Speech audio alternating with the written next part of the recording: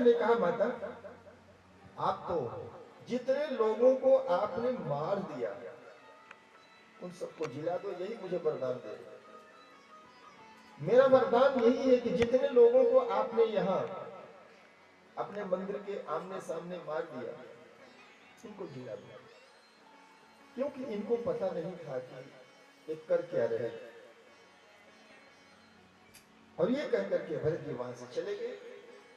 देवी भद्रकाली ने सबको फिर से जिला दिया और अपनी मूर्ति में समा दिया। भरत जी के जीवन में एक दूसरी घटना घटी। एक दिन गुजरात का एक इलाका है, उसको सिंध सोवीर देश कहा जाता है।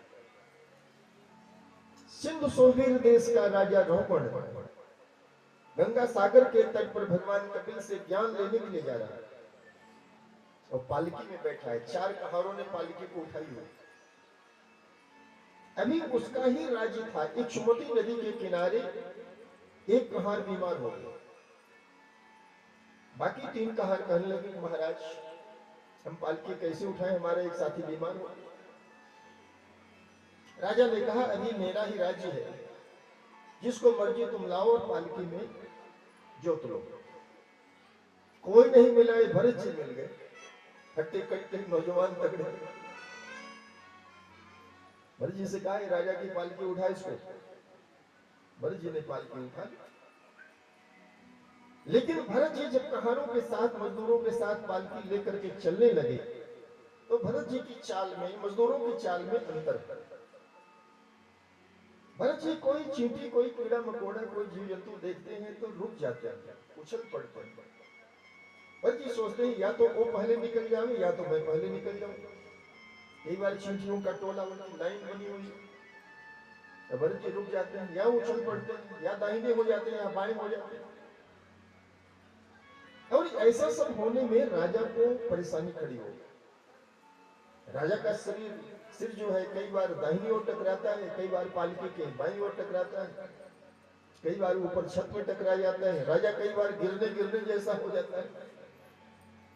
तो राजा ने समझा कि जंगल का रास्ता, ये बंदे 4 और मैं अकेला, हमें लगता है, राजा ने सोचा हमें लगता है कि ये आपस में मिल करके शरारत कर रहे हैं कि हम 4 हैं, ये अकेला है, तो ये अकेला क्या कर ले। लेकिन वो राजा बहुत ताकतवर बलशाली था। राजा ने कहा, पालकी ठीक से उठाओ, मार डालूंगा। सारे कहारों को राजा ने कामन रूप से डांटा। जो 3 मजदूर थे वो कहने लगे, महाराज गलती हमसे नहीं हो रही, ये जो नया व्यक्ति लाया गया है इसी की चाल का हमें समझ नहीं लगता। ये कब बाएं चलेगा, कब दाहिने चलेगा, कब रुक जाएगा, कब उछल पड़ेगा। तब उस राजा रोहण ने भरत जी को डांटा और कहा, क्यों भाई, लगता है कि तुम बहुत दुबले पड़ते हो, कई दिन से खाया पिया नहीं, सारी पालकी तुम्हारे कंधे पर। राजा ने दंड किया। बड़े लोग ऐसे बोलते हैं, जैसे आशीष जी कहेंगे, प्रोफेसर साहब आशीष देर से आवे तो नरेंद्र जी कहेंगे बहुत जल्दी आ गए। ये भी एक तरीका है, बहुत देर से आए ऐसा न कर करके वो कहते बहुत जल्दी आ गए, तो बात एक ही हुई। तो राजा ने कहा, तुम बहुत दुबले पतले हो, ने तुमसे पालकी नहीं उठ रही है, ने सारी पालकी तुम्हारे कंधे पर है। तो राजा ने सोचा अगर बुद्धिमान होगा तो समझ जाएगा। अब भरत जी समझते तो सब है, लेकिन भरत जी की चाल में कोई फर्क नहीं पड़ा। तब राजा ने कठोर वचन बोले। राजा ने कहा, पालकी ठीक से उठा, मार डालूंगा तेरे को। संसार के जितने क्रिमिनल अपराधी लोग मेरे नाम से डरते हैं, शायद वे लोग दुष्ट लोग धर्मराज के दंड से न डरते हो, भगवान विष्णु के चक्र से भी न डरते हो, शिव जी के त्रिशूल से भी न डरते हो, लेकिन लोग मेरे नाम से डरते हैं। अरे मूर्ख, बड़े बड़े श्रीमान रुपए पैसे वाले लोग मेरी पालकी उठाने के लिए लाइन में खड़े रहते हैं, और तेरे को इतनी बढ़िया सेवा दी गई है और तू आनाकानी कर रहा है। तू सोच रहा है कैसे टेढ़ी मेढ़ी चाल चलूंगा तो हमें सेवा से अलग कर दिया जाएगा, आराम दे दिया जाएगा। पालकी ठीक सुना नहीं तो छोड़ूंगा नहीं तेरे को, मार डालूंगा। तब तब भरत जी ने अपने ध्यान में देखा कि पालकी में बैठा हुआ कौन है, और उनको दिख गया कि अरे ये तो वही मृग है। जिस मृग का पालन पोषण मैंने गंडकी नदी के किनारे किया था, आज वो राजा बन करके मेरी पालकी में बैठा। घटना ये हुई कि भरत जी ने जब शरीर छोड़ा, शरीर छोड़ते समय उन्होंने मृग का चिंतन किया तो मृग बन गए कालिंजर पर्वत पर। तो मृग ने भी तो राजा का चिंतन किया तो राजा बन गया। सीधी सी बात है, शरीर छोड़ते समय आप क्या चिंतन कर रहे हैं, क्या सोच रहे हैं? यहाँ कोई धर्मराज, कोई काल, कोई मृत्यु देवता आपके साथ कोई अत्याचार अनाचार नहीं करेगा। हमारा अगला जन्म हमारी सोच पर ही डिपेंड हो जाता है। और श्रीमद् भागवत की पंचम स्कंद की कथा बिल्कुल क्लियर है, शीशे की तरह साफ।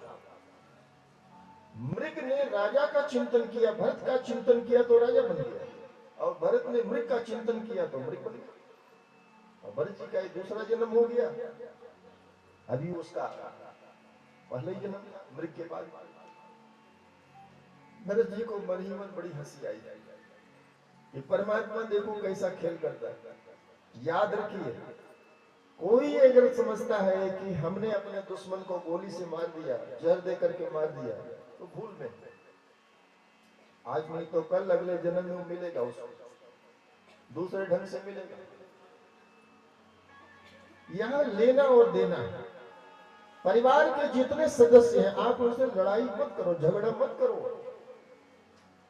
ये पहले का आपका उनसे कुछ लेना देना कोई रिश्ता है, इसीलिए परिवार में इकट्ठे हुए। पशु लड़ते हैं, मनुष्य नहीं लड़ते। भरत जी को हंसी आ गया।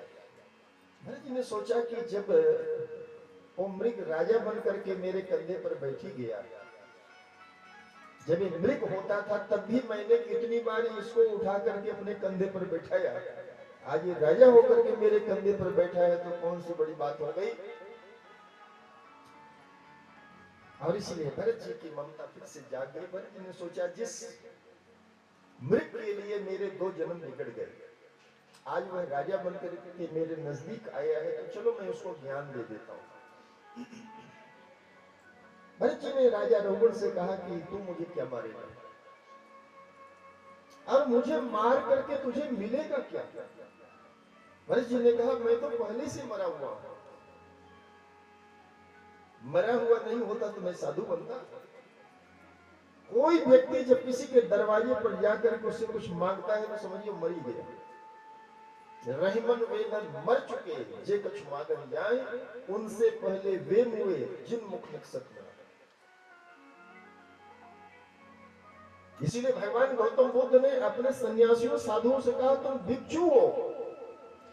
कोई राजकुमार है, कोई राजघराने से आए, कोई ऊंचे श्रीमान के घर से आए, सेठ साहूकार के घर से आए, भगवान ने सबको कहा सब भिक्षुक हो तुम, कोई अपने को महाराज मत कहना। तुम काहे के महाराज, मांगते भीख और हो महाराज। भगवान गौतम बुद्ध ने कहा सब हमारे जो शिष्य हैं सब भिक्षु हैं। भरत जी ने कहा हम तो मरे हुए पहले से हैं, हमें मार करके तुम्हें क्या मिलेगा, और हमारी मृत्यु की चिंता तुम क्यों कर रहे हो, अपनी मृत्यु की चिंता कर लो। हाँ तो राजा, बस अहंकार उसके अंदर था और भरत जी ने अहंकार पर चोट कर दी, उसको ज्ञान हो गया। राजा पालकी से कूद गया और समझ लिया कि कोई सामान्य मजदूर नहीं है, ये कोई ऋषि मुनि है, कोई साधु संत महात्मा है। मेरे मजदूरों ने ला करके पालकी में जोड़ दिया। अब पीछे जब जाकर के देखा भरत जी के कंधे पर अभी भी पालकी थी। राजा रघुवर ने कहा महाराज पालकी रख दो, आप तो कोई ऋषि मुनि कोई संत लगते हैं। भरत जी के कंधे पर यज्ञोपवीत था, जनेऊ था, और डर गया। उसने कहा मैं भगवान विष्णु के चक्र से भी नहीं डरता, इंद्र के वज्र से भी नहीं डरता, भगवान शिव के त्रिशूल से भी नहीं डरता, लेकिन ब्राह्मणों के साप से मैं डरता हूं। कृपा करके आप रख लीजिए, बहुत बड़ी गलती हो गई मेरे से। बस आप ये बता दीजिए कि आप कौन है, आपका परिचय क्या है। भरत जी ने कहा तू मूर्ख है क्या, तेरे को दिख नहीं रहा है कि मैं क्या हूं? शास्त्र कहता है, वेदांत कहता है, कभी किसी से मत पूछो कि आप कौन हो। अरे भाई, जैसे आपके हाथ पैर है सामने वाले की, वैसे जैसे आपकी आंखें, शरीर के जितने सारे अंग आपके पास है सामने वाले के पास है, क्यों पूछते हैं? कई चीजें व्यवहार में ऐसे झूठ मूठ की चलती रहती हैं। जैसे पंजाब में एक तरीका है, जब वो किसी से मिलेंगे ना तो कहेंगे आपकी सेहत कैसी है? भाई तुम कोई डॉक्टर हो क्या? और फिर हम भी वैसे जवाब दे देते हैं, सब लोग वैसे जवाब देते हैं, हाँ ठीक है, चाहे ठीक न भी हो। क्यों? व्यवहार में कई ऐसी चीजें झूठ मूठ की चल रही होती है, उसका कोई मतलब नहीं होता, बेसलेस चीज। तो भरत जी ने कहा तेरे को दिख नहीं रहा है कि मैं कौन हूं? अब भरत जी जिस लेवल पर बोल रहे हैं और राजा का जो आईक्यू है, दोनों में डिफरेंस है। भगवान श्री कृष्ण जो ज्ञान दे रहे हैं और अर्जुन का जो आईक्यू है उसमें डिफरेंस है। इसीलिए अर्जुन को बहुत देर तक भगवान श्री कृष्ण की बातें समझ में नहीं आई। आप किसी बच्चे को समझाना चाहते हैं तो बच्चे के लेवल पर ही आपको उतरना पड़ेगा। यहाँ जो अध्यापक कोई बैठे हैं, आचार्य बैठे हैं, उनको पता है, इस बात का अनुभव है। किसी बच्चे को उसके प्रश्न का उत्तर देने के लिए उसकी आईक्यू पर आपको आना पड़ेगा, उस लेवल पर आपको उतरना पड़ेगा। आप हाई लेवल की बात करेंगे तो उसके सिर से बातें सारी गुजर जाएंगी। इसीलिए राजा ने पूछा कि महाराज, लेकिन फिर भी आप कौन हैं? भरत जी ने कहा तुमने भरत नाम के राजा का नाम सुना है? रघुगण ने कहा आप वो भरत हैं, भगवान ऋषभदेव के ज्येष्ठ पुत्र? भरत जी ने कहा इतना सुनना था कि वह राजा रघुगण पानी पानी हो गया। कहां तो सारी धरती के सम्राट भरत और कहां वह एक इलाके का राजा, छोटे से 2-4 जिले का राजा। हमारे देश के प्रधानमंत्री कहते हैं कि जब मैं विदेश यात्रा करता हूं और वहां कोई अमेरिका, ब्रिटेन, फ्रांस, जर्मनी, इन सब के जो राष्ट्राध्यक्ष और प्रधानमंत्री वगैरह आते हैं और जब हमसे परिचय देते हैं कि मैं फलाने देश का प्रधानमंत्री हूं, इन्होंने कहा मुझे हंसी आती है, क्योंकि जैसे वहां के प्रधानमंत्री राष्ट्रपति होते हैं ऐसे हमारे यहाँ के मुख्यमंत्री होते हैं। दुनिया के जब 50 देश मिलते हैं तब जाकर के एक हिंदुस्तान बनता है। हिंदुस्तान इस समय दुनिया का सबसे अधिक आबादी वाला देश है। हमने चीन को पीछे छोड़ दिया। तो जब उस राजा ने सुना कि अरे ये तो ऋषभदेव के ज्येष्ठ पुत्र भरत के आगे मैं खड़ा हूं, चरणों में गिर गया, महाराज गलती हो गई। एक छोटा सा यहां प्रसंग है, आप ध्यान से सुनेंगे तो समझ आ जाएगा। उस राजा ने रघुगण ने भरत जी को कहा कि महाराज, जब मैंने आपको फटकार लगाई कि लगता है तो थक गया, तेरे से पालकी नहीं उठ रही है, तो आपने हमें जवाब दिया कि मैं पालकी उठाने वाला नहीं हूं। तो राजा ने पूछा कि पालकी तो आपके कंधे पर ही थी, और अगर आप इस बात को कहते हैं कि पालकी को शरीर ने उठाया है, आत्मा ने नहीं उठाया है, आत्मा नहीं थकती, तो आत्मा तो शरीर के अंदर ही है। तो शरीर को जो कोई कष्ट होता होगा आत्मा को अनुभव में आता होगा। राजा ने कहा कि मैं ऐसे आपको समझाता हूं। भरत जी को कह रहा है जैसे कोई चूल्हा जल रहा है, चूल्हे में आग जल रही है और जल्दी आग पर किसी ने बटलोई रख दी और उसमें पानी डाल दिया। थोड़ी देर में चूल्हे की आग बटलोई को गर्म करेगी, बटलोई अपने अंदर के पानी को गर्म कर देगा और आपने ला करके उसमें चावल डाल दिया, बटलोई में चावल डाल दिया, तो थोड़ी देर में वो गर्म पानी चावल को पका देगा। चूल्हे की आग बटलोई को गर्म कर रही है, बटलोई अपने अंदर के पानी को, गर्म पानी चावल को पका करके सिद्ध कर देगा। तो राजा ने कहा ऐसे ही बाहर का जो सुख दुख है उस शरीर को अनुभव होता है, और शरीर का जो सुख दुख है आत्मा को अनुभव होता हो। तो भरत जी ने कहा, क्या आत्मा चावल जैसी है? चावल को तो छुआ जा सकता है, चावल को तो देखा जा सकता है। चावल स्थूल है, आत्मा स्थूल नहीं, आत्मा सूक्ष्म है। तो चावल की तुलना आत्मा से कैसे कर सकता है? चावल को दृश्यमान है, चावल को गोचर है, चावल को तो छुआ जा सकता है, चावल को तो किसी प्रकार से प्रयोग में लाया जा सकता है। क्या आत्मा चावल जैसी है? और यह बात जब उसने सुनी राजा ने, तो उसको समझ में आ गया। मैंने पहले ही कहा कि आप चाहे 10 दिन से 100 दिन से नहीं नहाए, तब भी आप भगवान का नाम ले सकते हैं, आप भगवान की पूजा कर सकते हैं। स्नान करने से शरीर ही पवित्र होता है, आत्मा तो पवित्र ही है। आत्मा अग्नि की तरह है, आत्मा सूरज की रोशनी की तरह है, जो कभी दूषित होती नहीं। आप कितने स्नान कर लो, इस शरीर में खून रक्त हड्डी मज्जा मांस ये तो रहेगा ही,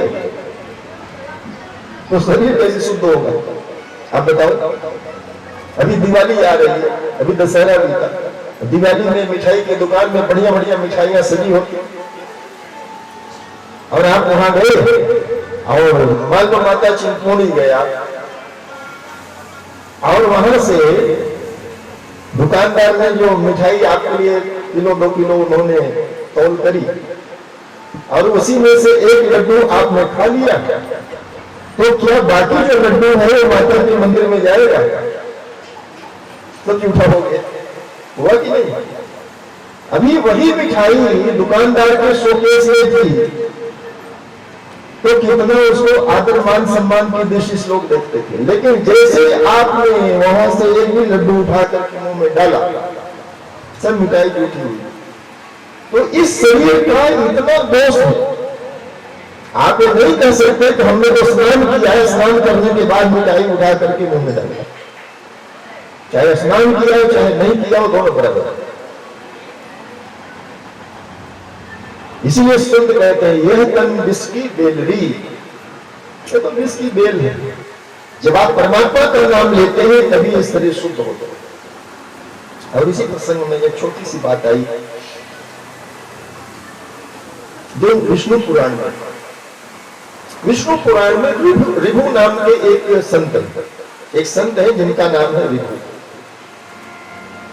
और उनके शिष्य का नाम है निदाग। तो निदाग ने अपने गुरु के यहाँ 12 साल तक वेदांत की शिक्षा प्राप्त की, और गुरु जी ने फिर वापस कर दिया कि जाओ और अपना शादी विवाह कर लो, गृहस्थ जीवन बिताओ। और एक दिन क्या हुआ कि गुरु जी ने वेश बदल करके अपने शिष्य के यहाँ आए, यह देखने के लिए कि मेरी पढ़ाई लिखाई शिक्षा दीक्षा का कोई उपयोग मेरा शिष्य करता भी है कि नहीं। तो वेश बदल करके आए, इसीलिए शिष्य के घर पहुंच गए, तभी उसने पहचाना नहीं। यही दोपहर का समय था। तो शिष्य ने कहा कि महाराज आप भोजन के समय आए हैं, तो आप कोई फलाहार करेंगे या मेरी रसोई में जो भोजन बना है वही खा लेंगे? गुरु जी ने कहा तेरी रसोई में जो बना है वही खा लो। तो ला करके उसने गुरु जी को भोजन कराया। उस शिष्य नहीं जानता है कि हमारे गुरु जी, क्योंकि गुरु जी ने वेश बदला। तो जिस समय गुरु जी ने भोजन कर लिया, उस समय शिष्य ने पूछा कि महाराज बताइए ये भोजन कैसा बना? शास्त्र कहता है कि भोजन की हमेशा बड़ाई करनी चाहिए। देवियों को दुख होता है कि हमने 2 घंटे गर्मी में किचन में खड़े होकर के भोजन बनाया, और जिस व्यक्ति के सामने हमने भोजन रखा उसने पशु की तरह भोजन खा लिया और उसका स्वाद भी नहीं बताया कि अच्छा बना है कैसा बना है।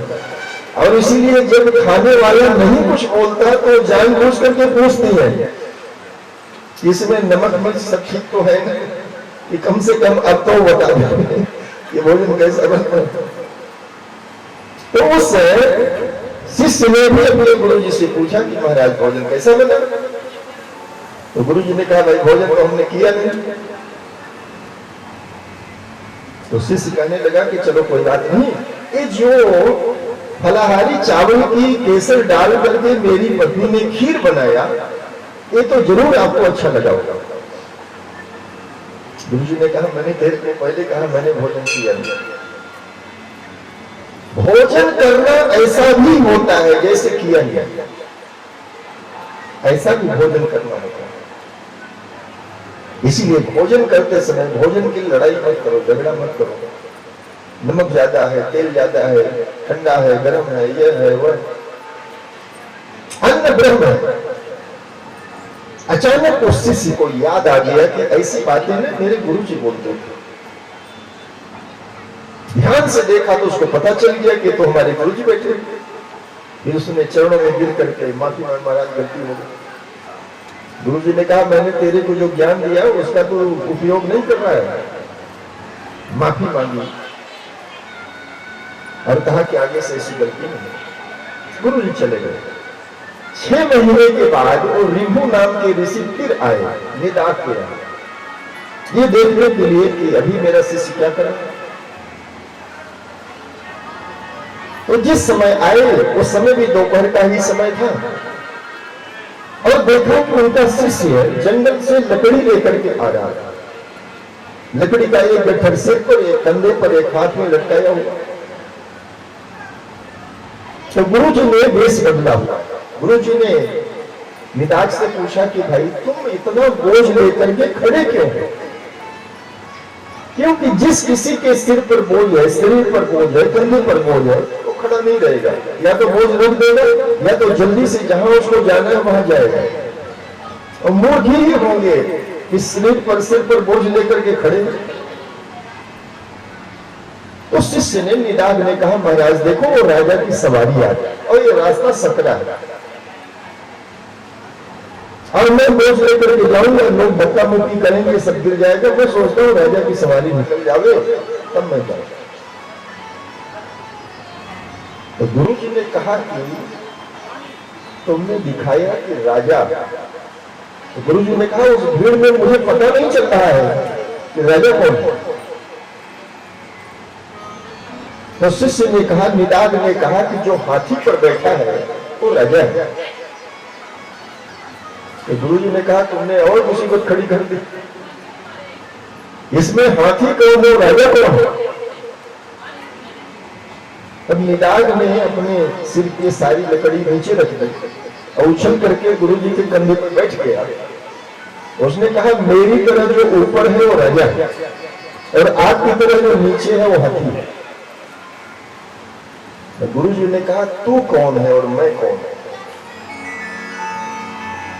इतना सुनते ही निदाग की आंखें खुल गई। क्या हाथी में कोई और है और राजा में कोई और? वो उछल करके नीचे कूद गया, गुरु जी के चरणों में गिर गया। यही चीज हमें समझना है। भगवान श्री कृष्ण यही कहते हैं कि गाय में, साधु में तो मुझे देखना आसान है, लेकिन जो कोई मुझे चांडाल में, पागल में भी देख लेता है, कुत्ते में भी देख लेता है, प्राणी मात्र में वही परमात्मा है। और आज इसी सत्ता का ज्ञान भरत जी ने राजा रघुगण को दे दिया। राजा रघुगण को फिर भगवान कपिल के आश्रम में नहीं जाना पड़ा, वहीं से वापस लौट गया। आइए जरा भगवत स्मरण करें। बोले सच्चिदानंद भगवान की जय, राधा कृष्ण भगवान की जय।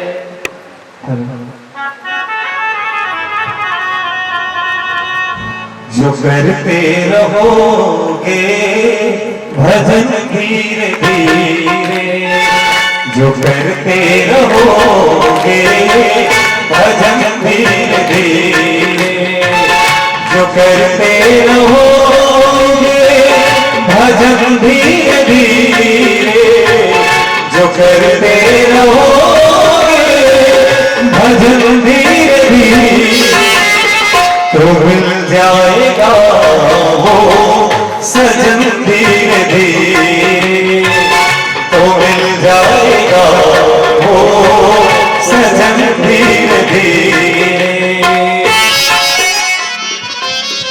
अगर उनसे मिलने की है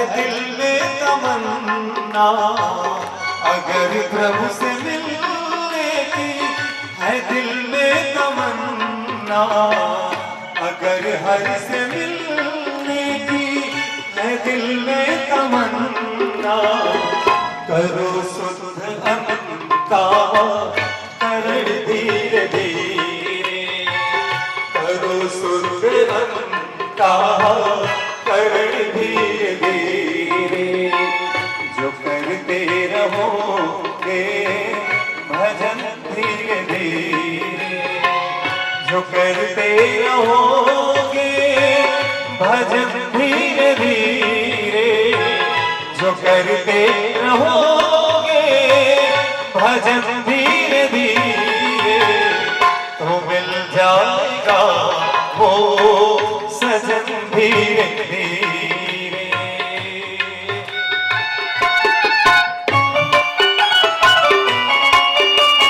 काम दुनिया में मुश्किल नहीं है, कोई काम दुनिया में मुश्किल नहीं है, कोई काम दुनिया में मुश्किल नहीं है, जो करते रहोगे यतन धीरे धीरे, जो करते रहोगे यतन धीरे धीरे, जो करते रहोगे भजन धीरे धीरे।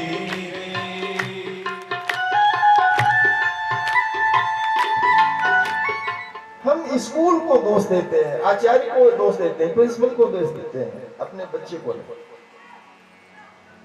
अरे भाई, जिस कक्षा में बाकी के 39 बच्चे पढ़ रहे हैं, 39 पास हो गए और फेल तुम्हारा बच्चा हुआ, आप ये नहीं कर रहे हो कि बच्चे को 2 घंटे और पढ़ाओ।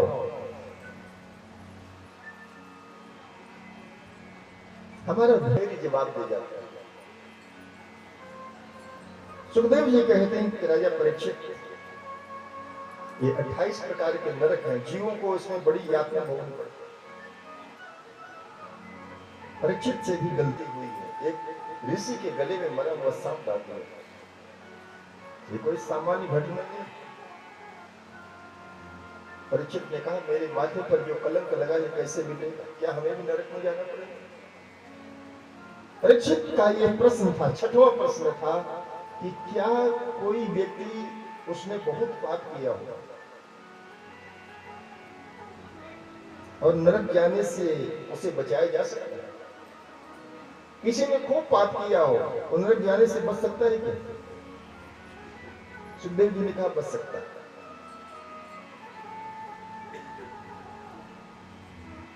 किसी ने बहुत पाप किया, बहुत पाप तो क्या, संसार के सारे पाप किए, वो भी नरक जाने से बच सकता है अगर वो भगवान की शरण ले लेंगे। भगवत गीता में भगवान ने स्वयं कहा, 18वें अध्याय के 66वें श्लोक, भगवान ने अर्जुन को कहा, सर्वधर्मान् परित्यज्य माम एकम शरणं व्रज अहम त्वा सर्वपापेभ्यो मोक्षयिष्यामि मा शुचि। भगवान ने कहा, 1-2 नहीं, मैं तेरे सारे पापों को मिटा दूंगा, तुम्हें सभी पापों से मुक्त कर दूंगा। अहम त्वा सर्वपापेभ्यो मोक्षयिष्यामि मा शुचि। भगवान ने कहा, मैं अपने जैसे पवित्र तेरे को बना लेगा। धर्म क्या, अधर्म क्या, पाप क्या है, पुण्य क्या है, अच्छा क्या है, बुरा क्या है, सब फालतू बातें छोड़, एक मेरी शरण हो जा, और मेरी शरण होकर के तू जो कुछ भी करेगा उसका तेरे को कोई दोष नहीं है।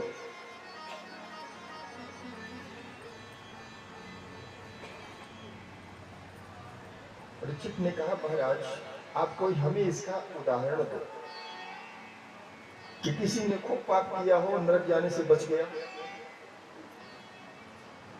सुखदेव जी ने कहा, बिल्कुल मैं दूंगा। सुखदेव जी कहते हैं कि राजन, कन्नौज देश में एक अजामिल नाम का ब्राह्मण, बहुत पढ़ा लिखा था, बड़ा योगी व्यक्ति था, वेद वेदांत का उसने अध्ययन किया। कन्नौज दिल्ली से आगे कन्नौज आता है। कन्नौज आजकल उत्तर प्रदेश का एक जिला भी है। वहां अजामिल नाम का ब्राह्मण था, उसका विवाह हो चुका था, अच्छे माता पिता थे, अच्छे कुल खानदान का था, लेकिन कुसंग से उसकी बुद्धि मलिन हो गई। माता पिता को घर से निकाल दिया, अपनी पत्नी को घर से निकाल दिया, एक उल्टा एक दुष्ट स्त्री को अपने घर में लाया।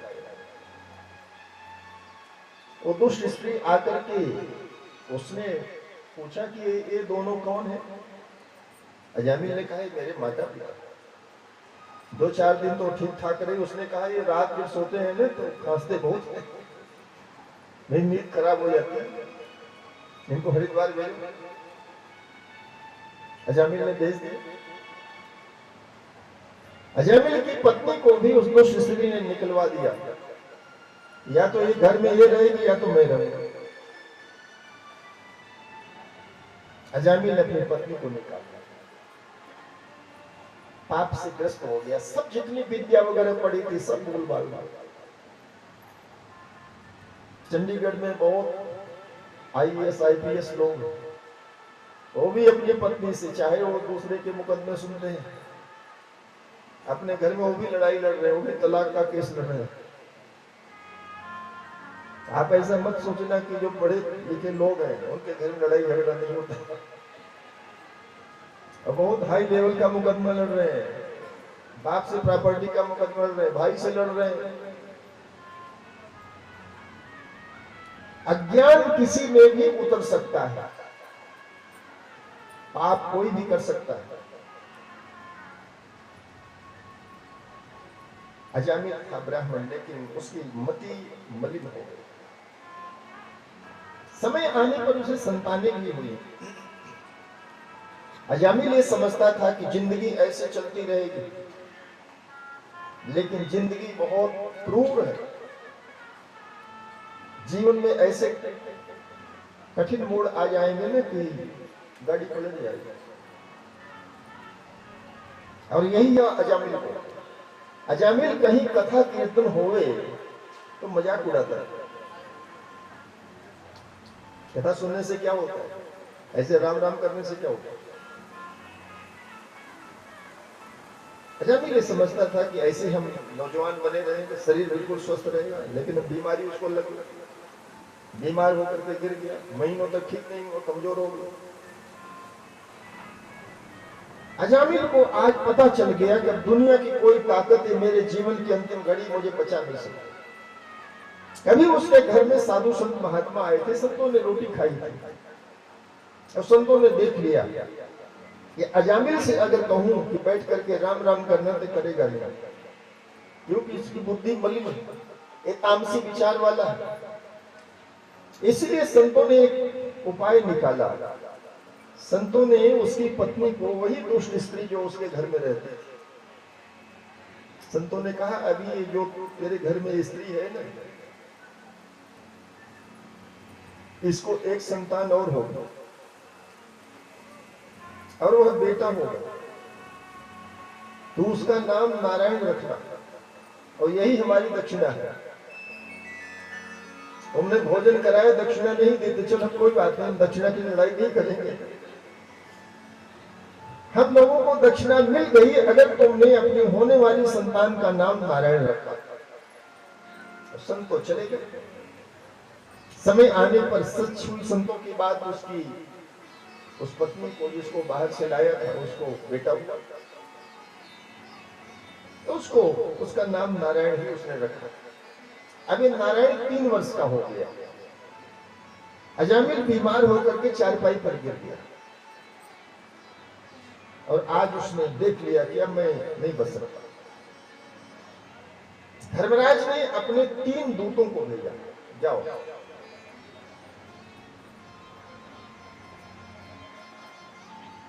आप जितने सारे लोग मोबाइल इस्तेमाल कर रहे हैं, आपका डाटा जैसे ही खत्म होगा, रिचार्ज जैसे खत्म हुआ, मोबाइल काम करना बंद करें। मोबाइल कंपनियां किसी भूल में नहीं है, गलती में नहीं है। जैसे दुनिया की जितनी मोबाइल कंपनियां हैं, सब अपने कस्टमर का पूरा हिसाब किताब रखती है। आप एक मत सोचना कि क्या पता इस बार वो भूल ही जाओगे, क्योंकि उनके लाखों करोड़ों कस्टमर है। नहीं, कोई नहीं भूलता। और परमात्मा की सृष्टि में तो मिस्टेक नाम की कोई चीज है नहीं, गलती नाम की कोई चीज नहीं। तो अजामिल ने देख लिया यमदूतों को। यमदूत जब आते हैं तो हमें नहीं, आपको नहीं दिखाई देता, जिसको ले जाना है वही देख पाता है। तो ब्राह्मण था, पढ़ा लिखा था, उसने देख लिया कि दुनिया की कोई ताकत मुझे नरक जाने से नहीं बचा सकती। यमदूतों के हाथ में दंड होता है, मुकद्दर होता है, बिखरे हुए बाल होते हैं, उनके हाथ में यम पास होता है। जो आत्मा दिखती भी नहीं, उस आत्मा को यमदूत अपने पास में बांध लेते हैं, कैप्चर कर लेते हैं। अच्छा, मिल डर गया कि भाई नरक में जाना पड़ेगा तो यातना बहुत मिलेगी। वहां उसका बच्चा, वो 3 साल का नारायण, उनका बेटा खेल रहा था। बेटे को बुलाया तो जोर से, वैसे ही डर के मारे बुलाया तो जोर से। आप सभी ने सपना देखा होगा, जब सपना बहुत भयानक होता है ना, आप डरते हैं, फिर आप चिल्लाते हैं, आप बुलाते हैं किसी को। बुलाना तो आप चाहते हैं, लेकिन जीव को ना लकोट मार जाता है, जीव से आवाज निकलती नहीं, गले से आवाज निकलती नहीं। यही हाल हुआ अजामिल का। तो बुलाना तो चाहता उस नारायण को, ओ आ भी जाता तो क्या कर लेता, 3 साल का बच्चा। यमदूतों ने तो सिकंदर और नेपोलियन बोनापार्ट को उठा ले गए। अजामिल किस खेत की मूली है। इसने जोर से अपने बेटे को बुलाया। सच्चाई यह है कि उसने बेटे को बुलाया, लेकिन बैकुंठ में खड़े भगवान के जो असंख्य पार्षद, विष्णु दूतों ने इस अजामिल के मुंह से नारायण शब्द निकलने की आवाज सुनी और वहां से दौड़ पड़े। ये अजामिल बहुत गहराई से, क्योंकि संकट में पड़ करके जब हम पुकारते हैं, द्रौपदी ने जिस समय भगवान को पुकारा तो उसके पुकार में एक ऐसी डीपनेस थी कि भगवान उस समय भोजन कर रहे थे, तुरंत भगवान ने थाली फेंकी और चल पड़े। भगवान खड़े हो गए। सत्यभामा ने कहा, नाथ क्या बात है? भगवान ने कहा, आज हस्तिनापुर को मैं तहस नहस कर दूंगा। सत्यभामा ने कहा, वहां तो आपके प्रिय पांडव भी हैं। द्रौपदी की आवाज में इतनी करुणा थी, भगवान विचलित हो गए। ऐसे इस अजामिल की आवाज में एक ऐसी वेदना थी। यमदूतों ने देख लिया कि किसी ने मेरे प्रभु को बुलाया, किसी ने मेरे प्रभु का नाम लिया, और तुरंत आ गए कन्नौज देश में। अजामिल के चारों ओर खड़े तीनों यमदूतों को विष्णु दूतों ने धक्का मार करके पीछे कर दिया। यह है, एक बार भी कोई परमात्मा का नाम लेता है उसकी महिमा। विष्णु दूतों ने कहा, पीछे हट जाओ, छूना भी मत इसको। यमदूतों ने कहा, हम इसको नरक में ले जाएंगे, पापी है। भगवान विष्णु के दूतों ने कहा, अंधेर गर्दी मचा रखी है क्या? ये पापी कैसे हुआ? अभी तो इसके मुंह से नारायण शब्द निकला, सुना नहीं तुम लोगों ने? यमदूत हंसने लगे। यमदूतों ने कहा, अरे इसने भगवान विष्णु का नाम नहीं लिया, इसने अपने बेटे को बुलाया। भगवान विष्णु के दूतों ने कहा कि चाहे इसने अपने बेटे को बुलाया, लेकिन मृत्यु की घड़ी में कोई भी परमात्मा का नाम लेवे, चाहे बेटे के भाव से ले, चाहे बेटी के भाव से, चाहे शत्रु के भाव से, कोई फर्क नहीं पड़ता। परमात्मा का नाम अनादि है, सनातन है। इसके बेटे का नाम तभी रखा गया। तो इसके बेटे का नाम नारायण हो गया, तो क्या भगवान नारायण के नाम की महिमा कम हो जाएगी? भाई सोना नाली में गिर जाए तो उसकी कीमत कम हो जाएगी क्या? आपके नोट के 4 टुकड़े हो जाए और बैंक में ले जाओ तो बैंक वालों को लेना पड़ेगा। पहले बैंक वाले आनाकानी करते थे, अभी तो हर काउंटर पर लिखा होता है कि मैले कुचैले फटे चिथड़े कोई भी नोट हो यहाँ स्वीकार किए जाते हैं, क्योंकि उस पर सरकार की गारंटी लगी हुई है। उस पर एक कहीं नहीं लिखा है कि नोट फट जाएगा तो हम नहीं लेंगे। तो ये लोकल सरकारें करती है, वो तो परमात्मा है। भगवान विष्णु के दूतों ने कहा कोई फर्क नहीं पड़ता, इसने नाम कैसे लिया है, नाम लेना ही पर्याप्त है। कैसे लिया इसको नहीं देखा जाएगा। और भगवान विष्णु के दूतों ने धमका करके इन दूतों को भगाया और कहा कि जाओ अपने स्वामी से पूछो, जिसकी आज्ञा से तुम यहाँ आए हो, उससे पूछो कि एक बार भी परमात्मा का नाम लिया जाता है तो उसका फल क्या होता है। यमदूत लौट गए संयमनीपुरी धर्मराज के धाम में। धर्मराज ने पूछा कि लाए अजामिल को। यमदूतों ने कहा महाराज हम बच करके आ गए, यही बहुत बड़ी बात हो।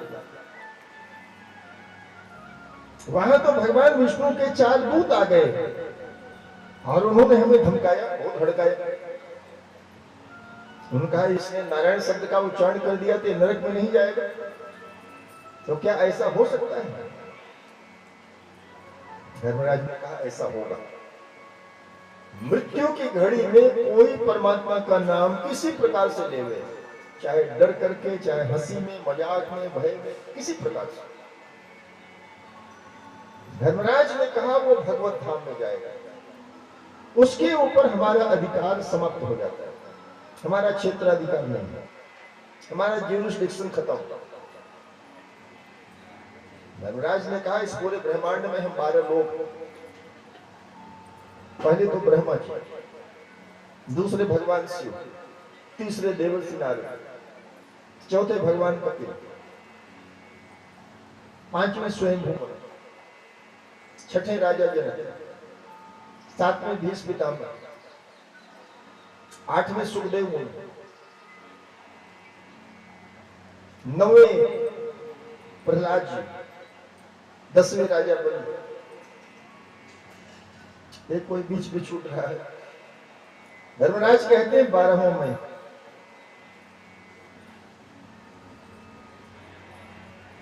पहले ब्रह्मा जी, दूसरे भगवान शिव, तीसरे देवर्षि नारद, चौथे भगवान कपिल, 6ठे स्वयंभू मनु। ये सब 12 ऐसे लोग हैं। धर्मराज ने कहा 12वां मैं हूं। हम 12 लोग हैं जो इस बात की महिमा को जानते हैं कि एक बार भी कोई परमात्मा का नाम लेता है तो उसका फल क्या है। और इसीलिए आज से तुम लोगों को नई आज्ञा में देता हूं, जो कोई मृत्यु की घड़ी में परमात्मा का एक बार भी नाम लिया हो उसको यहां नरक में मत लाना। यमदूतों ने कहा कि फिर तो ऐसा हो जाएगा कि सारा नरक खाली हो जाएगा। एक दिन हम लोगों को देखेंगे, लोग डर जाएंगे, परमात्मा का नाम लेंगे और बच जाएंगे सब। धर्मराज ने कहा तुम लोगों को जितना काम लिया गया उतना ही सोचा करो। नरक खाली रहेंगे कि भरे रहेंगे इसकी चिंता तुम्हें नहीं करनी। किसी के मुंह से भी अगर परमात्मा का नाम किसी भाव से निकलता है उसको यहां नरक में नहीं लाना। हिंदुओं ने कहा अगर वो मुंह से नहीं बोला और मन में जप रहा हो, धर्मराज ने कहा उसको मत लाना। हिंदुओं ने कहा अगर कोई व्यक्ति 2 महीने, 4 महीने, 10 महीने से कोमा में है, बेहोशी में है, धर्मराज ने कहा उसको ये देखना कि जिस समय वो कोमा में गया, बेहोशी में गया, मूर्छा में गया, क्या उससे पहले उसने परमात्मा की शरण ले रखी है। अगर उसने परमात्मा की शरण ले रखी है तो वो भी नरक में नहीं आएगा। कोई व्यक्ति बीमार है, वो जोर जोर से नहीं बोल रहा है जैसे अजामिल बोला, हो सकता है मन में वो बोल रहा हो, उपांशु मानसिक को जप कर रहा हो। धर्मराज ने कहा ये कोई भी इन नरकों में नहीं आएंगे चाहे उसने संसार का शारीरिक पाप किया। वहां श्लोक लिखा है सर्वधर्म बहिर्भूत है सर्व पाप रतस्तथा मुच्यते, छूट जाता है ना तो संदेह, संदेह मत करो। विष्णु नामानुकीर्तनात्, भगवान विष्णु के भजन से, उनके नाम से कोई भी व्यक्ति नरक में नहीं जाता। और एक प्रसंग धर्मराज ने सुना दिया अपने यमदूतों को इधर भगवान विष्णु के पार्षद अजामिल को प्रणाम करके चले गए कि तू धन्य है, तेरे मुंह से भगवान का नाम निकला। सच्चाई तो यही है कि उसने अपने बेटे को बुलाया था, लेकिन परमात्मा बहाने से उद्धार कर देता है। आप एक मत समझिए कि हम अपनी करनी से संसार से भवसागर से पार हो जाएंगे, नहीं, परमात्मा आपके ऊपर कृपा कर रहा है। कृपा किया है तभी हम मनुष्य बने। मैंने पहले ही कहा, एक कुत्ता मरेगा तो सैकड़ों जन्म तक वो कुत्ता ही बनेगा, क्योंकि उसके संस्कार इतनी जल्दी खत्म नहीं होते। कोई छोटा सा कीड़ा भी आप चाहो कि मार करके मैं इसके शरीर को बदल दूं, वो कीड़ा भी बचने की कोशिश करता है। अब कोई उसे पूछे कि तू मर भी जाएगा तो तेरा क्या नुकसान हो जाएगा, लेकिन हर व्यक्ति को, हर प्राणी को, हर जीव को अपना वही शरीर प्रिय लगता है। कोई सुअर वो गंदे पदार्थ खाता है, उसको बोलो कि तेरा शरीर बदल दिया जाए, वो कहेगा नहीं। परमात्मा की माया यही है, जो जहां है उसको उसी रूप में परमात्मा ने सुख दिया हुआ। और ये हजामिल बिल्कुल ठीक हो गया, और ठीक होकर के फिर इसने कोई पाप नहीं किया। ये हरिद्वार गया, गंगा के किनारे 10 साल रहा। इसकी आयु बढ़ गई, आयु बढ़ती भी है घटती भी है, विद्या बढ़ती भी है घटती भी है। आपकी कीर्ति, प्रतिष्ठा, मर्यादा, यश वो बढ़ता भी है घटता भी है। तो जो लोग ये कहते हैं नहीं सांस तो उतने, नहीं, सांस घटती भी है, सांस बढ़ती भी है। आप अच्छा काम करेंगे तो फिर उसमें आयु की आपकी वृद्धि हो जाएगी। आयु की वृद्धि नहीं हो, देखो हम आप लोग किसी के सामने खड़े होते हैं, सामने वाला आपको नमस्कार करता है, तो माताएं बहनें और सयाने लोग यही तो आशीर्वाद देते हैं तुम्हारी लंबी उम्र हो जाए। तो भाई लंबी उम्र अगर नहीं होती तो फिर देने का, आशीर्वाद देने का भी कोई मतलब नहीं है। तो इस अजामिल की आयु बढ़ गई, और फिर इसके बाद जब इसने गंगा के किनारे हरिद्वार में अपना शरीर छोड़ा तो इसके लिए विमान आया। ये प्रसंग भगवान सुखदेव राजा परीक्षित को सुना रहे हैं, और कहा कि इसके लिए विमान आया। देवताओं ने सोचा कि जिस अजामिल ने मृत्यु की घड़ी में परमात्मा का नाम लिया तो उसकी जरा हम आरती उतारता, लेकिन अजामिल का विमान इतनी तेजी से हरिद्वार से भगवान के धाम में गया कि अपनी आरती की थाली ही सजाते रहे और आरती नहीं उतार पाए। तो सुखदेव जी कहते हैं कि राजन, यह अजामिल प्रमाण है। ग्रंथों में एक गणिका का वर्णन आया है जिसने अपने जीवन में कोई उत्तम कार्य नहीं किया था। तो अजामिल और गणिका जैसे लोग विमानों में बैठ करके भगवान के धाम चले गए, तो जो यहाँ कथा में बैठे हैं श्रद्धा से, उनको किसी बात की चिंता है क्या? बोले सच्चिदानंद भगवान की जय। आइए खड़े हो आरती।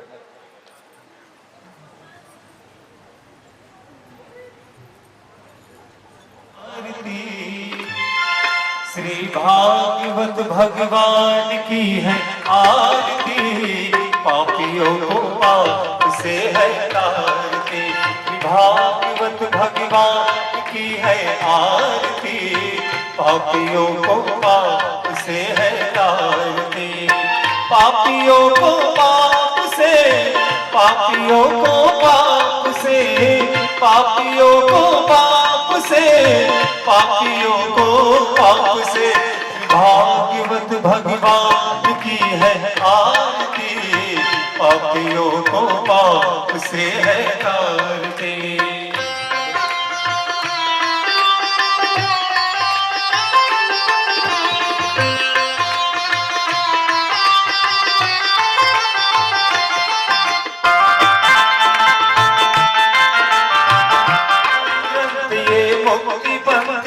पंचम वेद निराला, नव ज्योति जगाने वाला।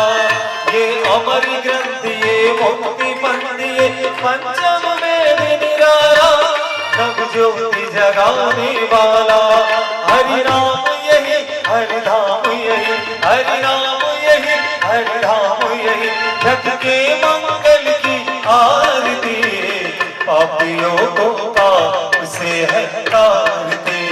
भागवत भगवान की है आरती, पापियों को पाप से है तारती।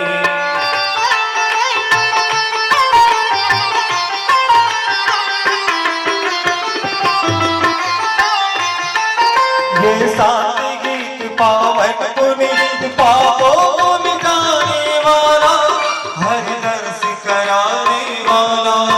ये सारे गीत पावन पुनीत पापों को मिटाने वाला, हर दर्श कराने वाला। ये सुख करनी है दुख हरनी, ये सुख करनी है दुख हरनी। श्री मधुसूदन की आरती पापियों को पाप से है तारती। भागवत भगवान की है आरती, पापियों को पाप से है तारती।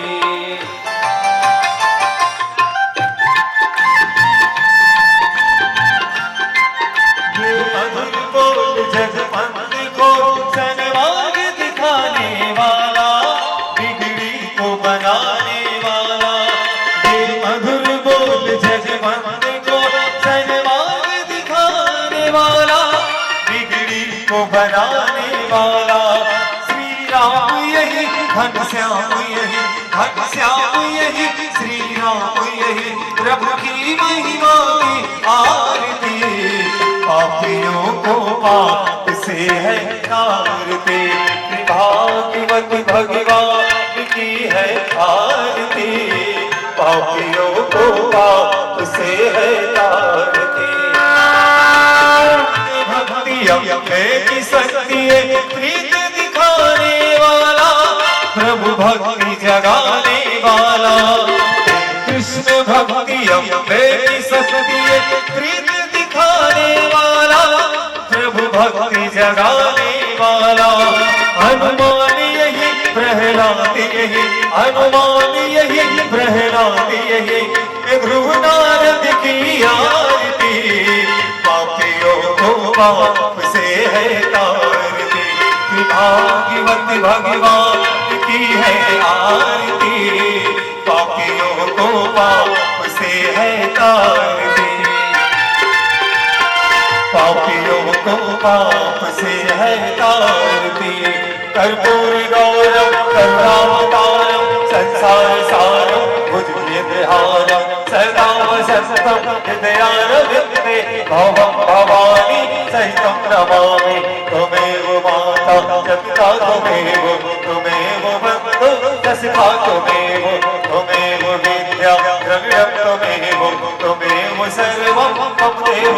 जय गोपाल राधा गोविंद गोविंद, जय गोपाल राधा गोविंद गोविंद, कृष्ण गोविंद गोविंद राधे गोविंद गोविंद, कृष्ण गोविंद गोविंद राधे गोविंद गोविंद, कृष्ण गोविंद गोविंद राधे गोविंद गोविंद, कृष्ण गोविंद गोविंद राधे गोविंद गोविंद, कृष्ण गोविंद गोविंद राधे गोविंद गोविंद, कृष्ण गोविंद गोविंद राधे गोविंद गोविंद, कृष्ण गोविंद गोविंद राधे गोविंद गोविंद। जय गोपाल राधा कृष्ण गोविंद गोविंद, जय गोपाल राधा कृष्ण गोविंद गोविंद, जय गोपाल राधा कृष्ण गोविंद गोविंद।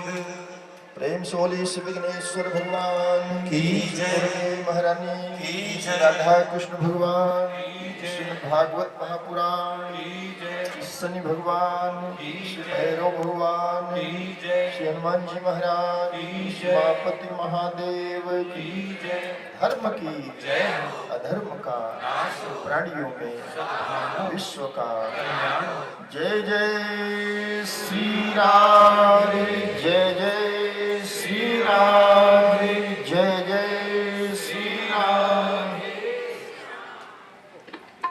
कल के लिए सूचना है कि कल कथा का चौथा दिन होगा और कल भगवान का प्राकट्य होगा। भगवान श्री राम और भगवान श्री कृष्ण, आप लोग सज धज करके आइए। ये तो निश्चित ही है कि बेटा ही होगा, तो इसलिए सारे लोग ऐसे आइए जैसे सच में आप भगवान के जन्म महोत्सव में भाग लेने के लिए। सब मेरे सुदामा के कंद, रुचि रुचि भोग लगावेला, शर्मा में भूखा प्यार का मालिक है संसार का।